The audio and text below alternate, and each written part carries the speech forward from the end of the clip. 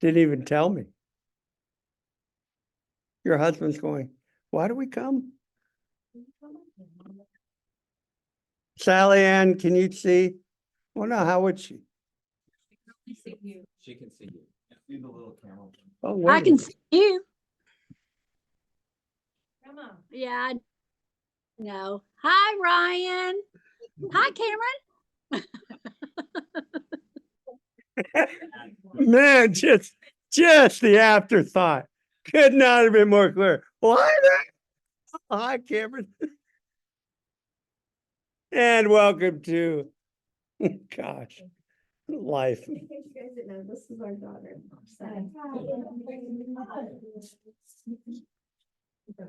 Are you injured? Am I? No, is that a sling or is that a sweater? The thing in its lap. Sweatshirt. It looked like a sling. Because weren't you hurt for a while? It'd be emotional. Well, he married you. Okay. So we're finishing up Hosea today, or I'm gonna try. You can take, there's only so much whoredom you can take. But I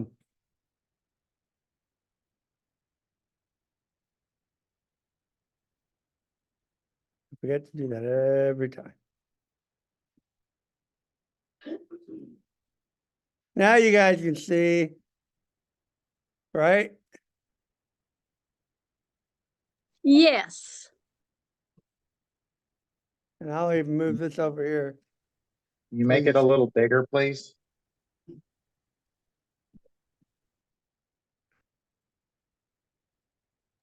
Okay, we could see that now. Thank you. That's as big as I can get right there. Right there. All right. That's what I have.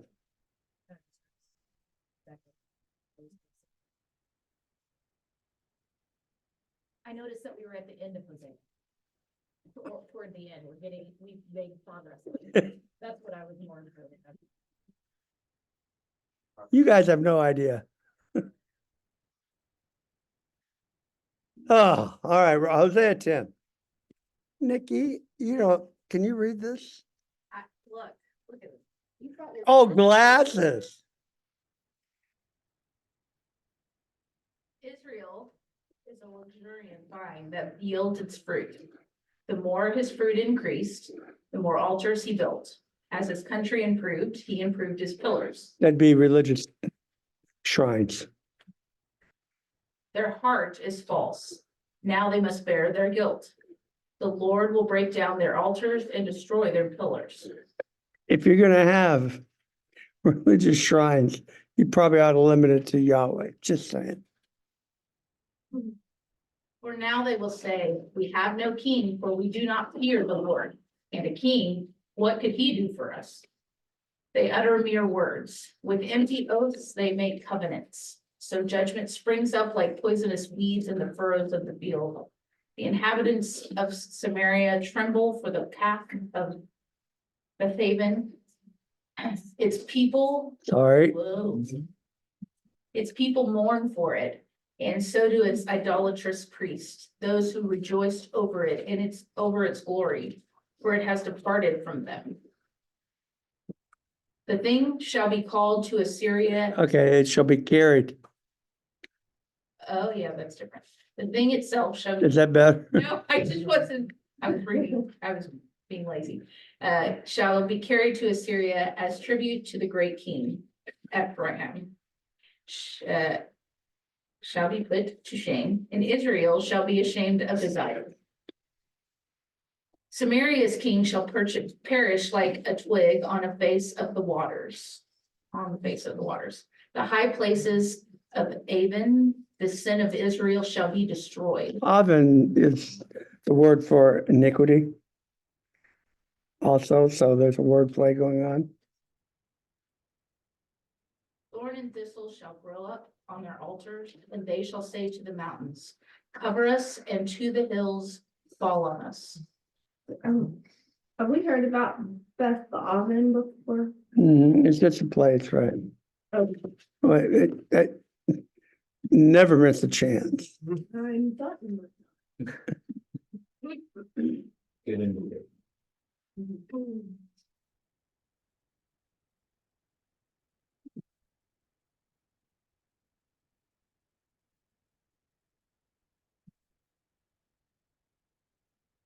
Oh. Apparently we don't know where it is. What?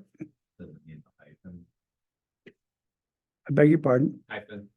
Hyphenated. Oh, no, it shouldn't. I can try it though. No. Oh, well. It's up here in the north. Oh, down, if I read the tiny print on the bottom, it says it means house of wickedness. And it's being used as another name for Bethel. Oh, okay. So it's a pun that he's doing. This Beth, as you said, is house. You explained how it is. Iniquity, yeah. All right, meanwhile, back on the ranch. That would be you, Nick. From the days of Gibeah? Gibeah, you have sinned, O Israel. There they have continued. Shall not the war against the unjust overtake them in Gibeah? Remember, Gibeah is the hometown of Saul. Gibeah of Saul. When I please, I will discipline them. And nations shall be gathered against them when they are bound up for their double iniquity. Ephraim was a trained calf that loved the thresh, and I spared her fair neck. Now, do you remember what threshing is?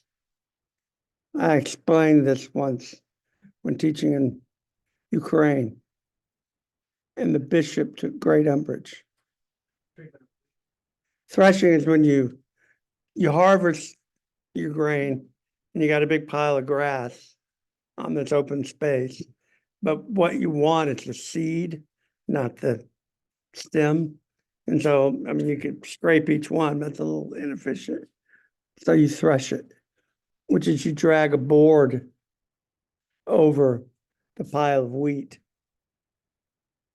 And the board may have shells or rocks, stuff wedged in it. So it scrapes and jostles the wheat as you go over it. And the seeds shake off. And then you have to winnow it. That's when you take your pitchfork, take a big scoop of grass, toss it in the air.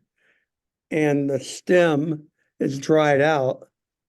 And so it blows away and the seeds settle down. And that's how you separate the wheat from the chaff. And the chaff blows away. And it's, the dead grass when you're mowing, sort of stuff. And so threshing is part of this process. Good morning, y'all. Was the Ukrainian story going on there for a second? Yeah, so I told that story. I was explaining that. In Ukraine, it's the breadbasket of Europe. And the bishop just looked at me and said, "You do not need to explain this to us. We know a little bit about fodder." Well, excuse me, dude. We're in Kiev, not out in the middle of the freaking field, but that's all right. But he took umbrage. I'll never forget that. Okay. Answer another question. Ephraim is just another word for Israel. Correctamundo. Ephraim is this tribal territory. So there's no significance to using one over the other. There's Ephraim. Yeah, they just use Ephraim as shorthand for. It's Ephraim versus Judah. It's usually the way they phrase it. Even though Manasseh is much bigger. Ephraim's where all the power is. That's where Saul is. Well, Saul is a Benjaminite, but this is where the major power centers in Israel were located.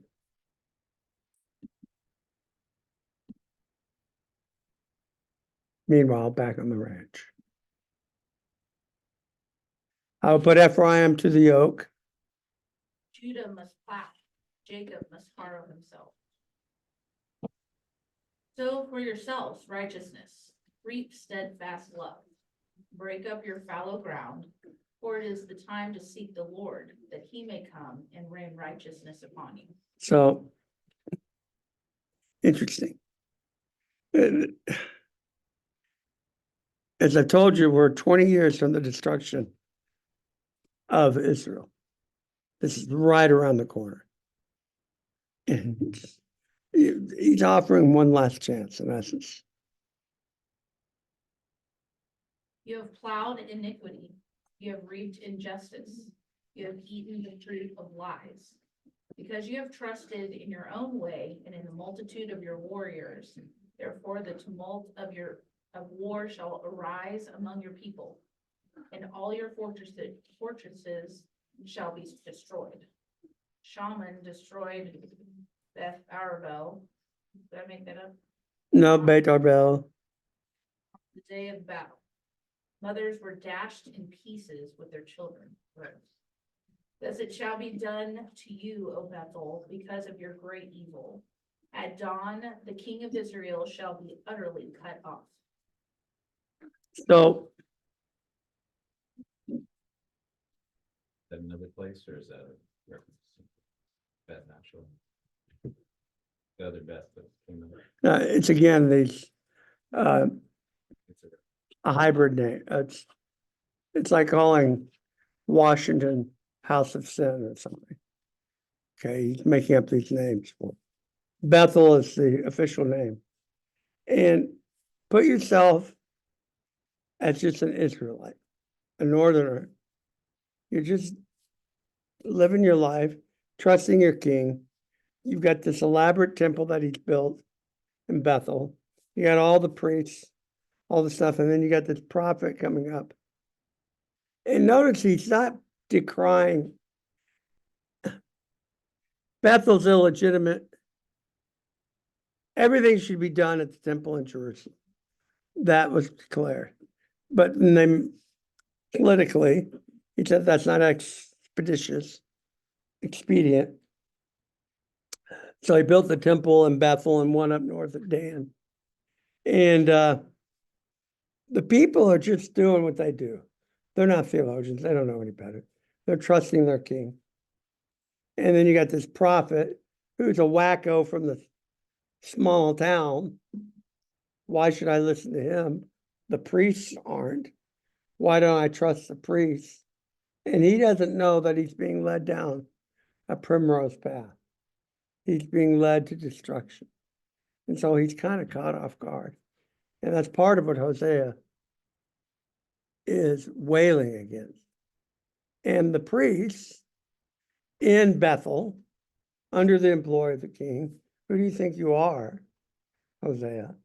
Remember his response. Well, I'm neither the prophet nor a prophet in training. I was minding my own business and God snatched me from my ranch. So do with it what you will. I'm going to be faithful. He told me to say this, I'm going to say it. And then he actually judges the priest and says, and you're going to be, that's how you know it's going to be true, because you're going to be hauled off in handcuffs. So I made that part up. I forget exactly what the judgment was, but you're going to be judged and you'll know. Oops, and they're not- Yeah, stuff like that. Now,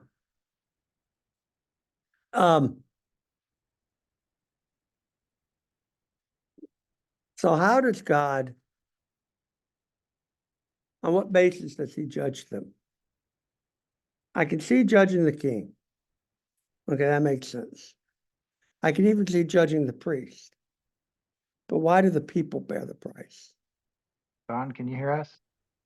Yes, We can barely hear you now. I don't know what happened. Something changed. can you hear me now? Not any louder. Oh, I'm sorry. Daniel? I If can you hear you fine, Dawn. Sally Ann can hear. Okay. Why do you have We've got- two got the volume all the way up. And we could hear you playing at first, but then something changed. I don't know. Oh, man. He's on there twice, that's fine. Why are you on there twice? So we thought we might be able to hear if we put it on our computer, but it's the same. We can't hear you on our phone or the computer. I'm working on it. That's okay. Just keep going. We can hear you a little bit. Okay. Sorry. It's okay. And my question was, Why do people have to suffer? why are the people paying the price? I mean, that's how it is in every classroom across the country. When some idiot does something in a class, the teacher generally punishes the entire group for the stupidity of the one. It's hard to single out the true maker of the issues. Part of it is also complicity with it. So let's say that we do have the idiot in the classroom. And everybody else just kind of sits back and goes along with it. Yeah, so it's one of those that the people look at it as, when they look at it as well, at least it's closer now. Even though it's not what God told us, but it's easier for me to get to. I don't have to travel as far. It's easier. The question is, how do they know it's not what God told us? Because they didn't learn it themselves. Yeah, how are they supposed to find out? Priests are supposed to tell them. Exactly. The priests have dropped the ball. And you get a lot of condemnation of the priests from the prophets. Prophets and priests as a rule don't like each other, which is interesting in its own right. But yeah, I mean, when Israel falls, it's the people that get exiled. The farmer, the but the fruit merchant, and what did I do? Why am I paying this price? And when you have a position of leadership, there's a certain responsibility that goes with that. And that's part of it. And they don't seem to care. And, I'm reading between the lines there. But you get this, and so you'll hear the prophets talk about righteousness, meaning, I've told you righteousness means covenant compliance, which is true. But what they're harping on here is the code, the covenant calls for basically treating people fairly. And you're not doing that, is what he's saying. And that's going to have repercussions. So, all right, Nancy, would you start reading 11 for me? Yes. When Israel was a child, I loved him, and out of Egypt I called my son. The more they were called, the more they went away. They kept sacrificing to the Baals and burning offerings to idols. Pause for a second. Baals. That's a storm god. It's the word for Lord, owner. So if you're an owner of something, you're a Baal something. So it's an everyday word, but it's also the name of this deity. It's also a name of Yahweh. Yahweh is a Baal. And one of the prophets used to say, you guys have so perverted that word. Don't ever call me Baal anymore. Now here, he happens to be talking about a Canaanite storm god. And it's a major storm god. And these things tend to have local manifestations. So it'll be Baal of Tulsa, Baal of Jinx. Except it'll be Israelite names there. And if you think about it, water being extremely important for agriculture is where this comes from. We can't eat if we don't get the storms. Burning offerings to idols. Yet it was I who taught Ephraim to walk. I took them up by their arms, but they did not know that I had healed them. I had healed them. And led them with cords of kindness, with the bands of love, and I became to them as one who eases the yoke on their jaws, and I bent down to them and fed. Okay, I'm gonna. A little bit better. Thank Can you still see that? Just being honest. Okay, who eases the yoke on their jaws, and I bent down to them and fed them. They shall not return to the land of Egypt, but to Assyria shall be their king, because they have refused to return to me. The sword shall rage against their cities, consume the bars of their gates, and devour them because of their own counsels. My people are bent on turning away from me, and though they call out to the Most High, he shall not raise them up at all. I recognize the name Most High. Genesis, Abraham, Melchizedek, Most High. And, remember, it's the Assyrians that are going to destroy the northern kingdom and then haul them off. And they're going to be hauled off into Assyria, which is northern Iraq. Anybody here stationed in Iraq? Okay, Mosul, the northern part of Iraq. Babylon is southern Iraq, where Baghdad is. I have a question. So usually within these groups throughout the Bible, there's always like this remnant of people that are like, wait, y'all are crazy, you're doing this all wrong. So what would God have that remnant do? Like, would he have that remnant like pack up and move and leave? Or like, so that they don't get destroyed with the whole group? It depends on the situation. Usually the remnant is picked out for special treatment by God, special rescue, as it were. So I'm sorry, but my medicine is caught up against. So I will be right back. I mean, ideally in the future, there's going to be a remnant that's stuck in a place like this, that God's saying, you're not, I'm about to wipe you guys off. So then what are your options? Do you guys ever think about that? Am I the only person? No, but that makes me think of what we've been talking about on Wednesday nights with Lot and his wife. God sent angels and said, you need to leave because I'm about to destroy the city. Right, And I mean, tried to save him and his family. right. And Noah, and there's you know, lots of, Yeah. yeah. Mhm. I just think about like modern time application to this. 'Cause, I don't know. I don't think,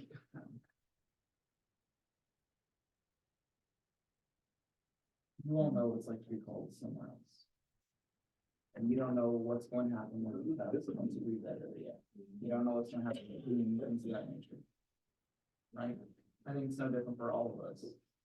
Matter of, once we get a call to go or do, it's a matter of you do so, and then whatever happens behind you happens behind you. Mhm. Maybe it was God saving you for that, for a purpose or reason, or sending you whatever it may be. I think it's any different. No, I mean, we don't get the whole story of everybody that's here, so I would assume there are some that, you know, maybe we moved or transitioned for a time and then are coming back. Put that outside the realm of possibilities. But I don't always see this having to be like, I didn't get an angel come down from me to move. Right. Cause I guess in my heart, I'm imagining the people who are doing the right things, and I feel sorry for them a little bit. What about these people? They're listening. Well, when it was Nebuchadnezzar attacking Israel, the remnant was hauled off to Babylon with everybody. That's the way it rains on the just and the unjust.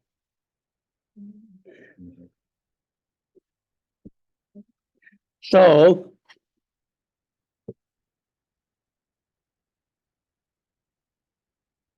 what are you laughing at? And he said it rains on the just and the unjust, and I said, well, that sucks. Yeah, Joe would agree. There is no remnant in the north. So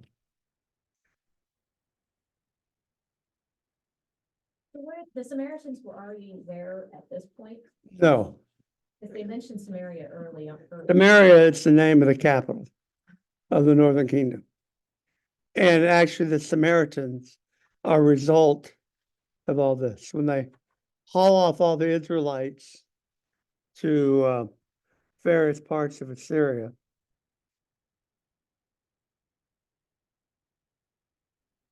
Remember, this is Baghdad today, and this is Mosul today. And this is where Assyria is. When they haul them off, they haul off people elsewhere here. They transplant populations because it's a effective means of control. They're too busy trying to figure out how to live to rebel, especially when you throw a tax burden on them as well.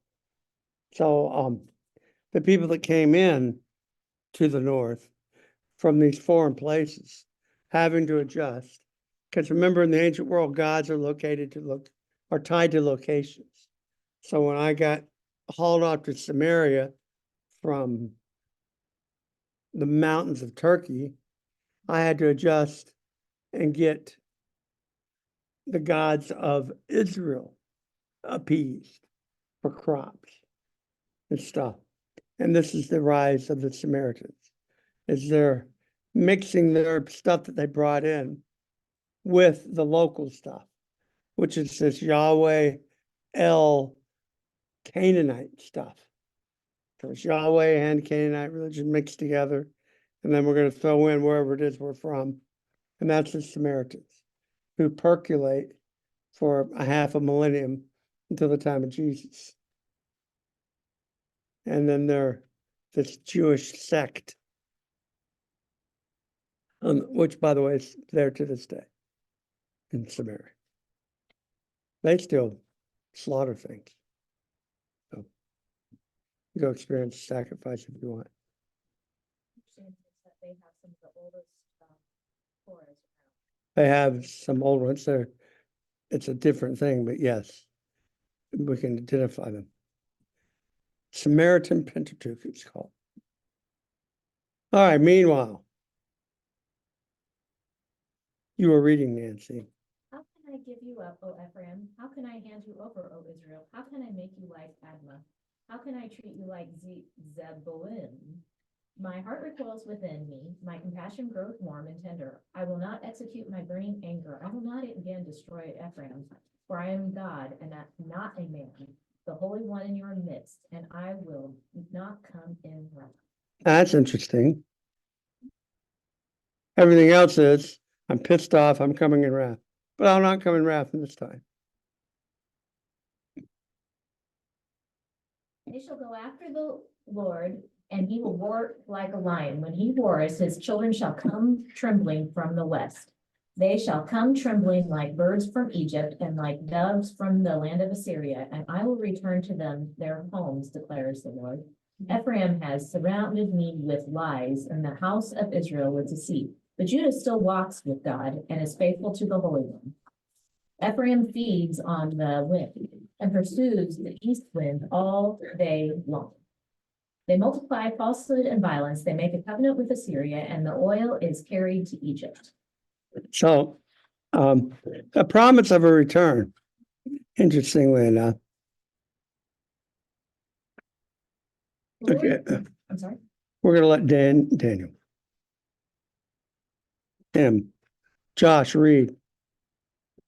Lord has an indictment against Judah. I will punish Jacob according to his ways. He will repay him according to his deeds. For the womb, he took his brother by the heel, and in his manhood he strove with God. He strove with the angels and prevailed. He wept and saw his favor. He met God at Bethel, and there God spoke with us. The Lord, the God of hosts. The Lord is his memorial name. So you, by the help of your God, return. Hold fast to love and justice, and wait continually for your God. So.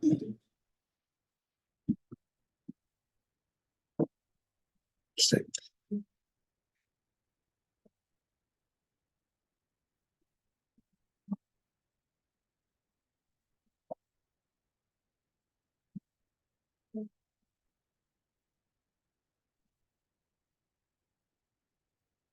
He's saying love and justice.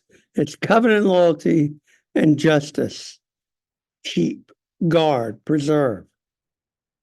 And wait with hope to Yahweh your God always. What I'm pointing out here is a horizontal and a vertical call for being right. Get right with your God and get right with your neighbor, in essence. Do this. Don't take advantage. And wait for God and see if he won't move. Josh? Immersive, whose hands are false balances, who loves to oppress. Ephraim, I said, but I am rich. I have done well for myself. In all my labors, they cannot find me iniquity or sin. They cannot find me iniquity or sin. I am the Lord your God in the land of Egypt. I will again make you dwell in tents, as in the days of the appointed feast. I spoke to the prophets. It was I who multiplied visions, and to the prophets gave parables. If there is iniquity in Gilead, they shall surely come to nothing. In Gilgal, they sacrifice bulls. Their altars are also like stone heaps on the furrows of the field. Jacob fled to the land of Aram. There Israel served for a wife, and for a wife he guarded sheep. By a prophet the Lord brought Israel up from Egypt, and by a prophet he was guarded. Ephraim has given bitter provocation. The Lord will leave his blood guilt on him, and will repay him for his disgraceful deed. So he does this quick survey of the history of Israel. And he says, and you guys are pigs. I'm going to leave the blood guilt on you. So here's the judgment, verse 13, chapter 13. When Ephraim spoke, there was trembling. He was exalted in Israel, but he incurred guilt through Baal and died. And now they sin more and more, and make themselves metal images, idols skillfully made of their silver. All of them the work of craftsmen. It is said of them, those who offer human sacrifice kiss calves. Therefore, they shall be like the morning mist, or like the dew that goes early away, like the chaff that rolls from the threshing floor, or like smoke from the window. All right. So did you hear this? Human sacrifice. Calves is the god of El in Bethel. The house, Beth El is the house of El. There's a shrine to the god El there. And his image is a calf. And it's the famous calf that Aaron made. Okay. And those who offer human sacrifices kiss calves. Do you really think I like human sacrifices? Really? You really think I do human sacrifice? And then you're going to kiss the calf. You think an image is me. You're